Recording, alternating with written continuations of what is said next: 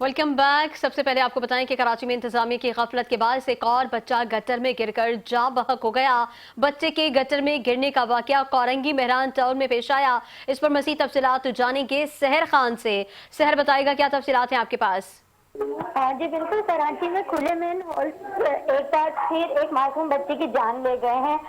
ताज़ा वाक़या कोरंगी के इलाके मेहरान टाउन में पेश आया है, जहां सुल्तान चौक के करीब एक गली में 8 साल बच्चा खेलते हुए खुले मैनहोल में गिर गया और मौके पर ही दम तोड़ गया है।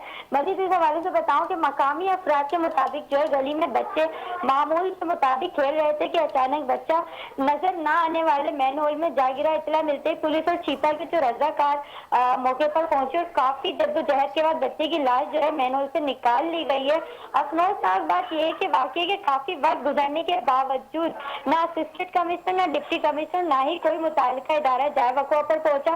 सिर्फ पुलिस एहलकार छिपा के रजाकार ही मौजूद रहे, जबकि अहले पालों ने भी शदीद गुस्से का इज़हार किया है। वाज़ेह है कि कराची में जो मैनहोल और नालों में गिर कर जाँ बहक होने के 27वां वाक़या है, जबकि सिर्फ कोरंगी में मुसलसल तीसरा हादसा है जो मुतालिका इदारों की गफलत और लापरवाही पर बड़ा सवालिया निशान है। जी बहुत शुक्रिया सहर, आपने हमें तफसीलात से आगाह किया। इसी पर हम